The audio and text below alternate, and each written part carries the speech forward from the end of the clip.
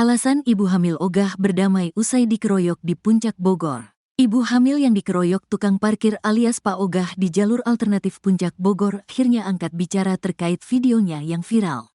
Ia mengurai penjelasan soal alasannya tak mau berdamai dengan beberapa Pak Ogah yang mengeroyok dirinya dan sang suami, pada Minggu, tanggal 22 Desember tahun 2024, lalu. Ternyata salah satu alasan ibu hamil ogah berdamai adalah karena perangai buruk sang tukang parkir kala diinterogasi pihak kepolisian. Seperti diketahui, video rekaman dashcam mobil V dan I saat dikeroyok sejumlah Pak Ogah di jalur alternatif Puncak Bogor viral di lini masa. Kejadian yang terjadi di Tanjakan Cihanjawar, Desa Sukagalih, Kecamatan Megamendung, Kabupaten Bogor itu memperlihatkan momen saat I dan istrinya V dikerubungi Pak Ogah di wilayah tersebut. Pemicunya adalah karena Pak Ogah kesal mobil yang dikemudikan I menyenggol seseorang di jalur tersebut. Momen itu terjadi saat mobil I berpapasan dengan sebuah mobil warga yang terjeblos di pinggir jalan. Usai kejadian tersebut, sejumlah tukang parkir pun langsung memukul-mukul mobil I sehingga memantik amarah V tak terima mobilnya dipukul oleh Pak Ogah. V pun berteriak kencang.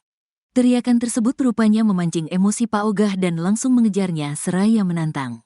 Setelahnya, Pak Ogah berbaju merah langsung menghajar wajah I dan meneriaki V. Tak cuma itu, V juga mengaku rambutnya sempat dijambak oleh salah seorang Pak Ogah.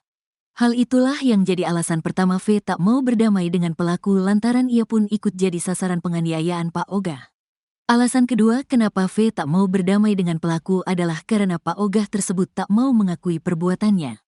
Ketiga, alasan V terus mendesak kepolisian untuk menangkap pelaku adalah karena Pak Ogah tersebut terus mengubah keterangannya.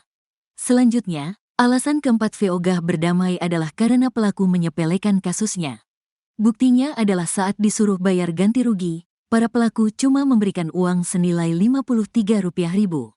Hal itu sontak membuat V murka dan menyindir para pelaku. Padahal diungkap V, uang ganti rugi yang ia minta kepada pelaku adalah untuk biaya cek kandungan dan pengobatan wajah suaminya yang ditonjok. Lalu terakhir, alasan kelima V tak mau berdamai dengan Pak Ogah adalah karena pelaku tidak punya itikat baik untuk menyelesaikan perkara. Terlebih saat dimintai identitasnya, para pelaku mengelak dan mengaku tidak punya KTP. Lagi pula saat diinterogasi penyidik dan korban, para pelaku justru mengurai pernyataan mengejutkan bahwa korban tidak akan bisa meminta ganti rugi kepada mereka.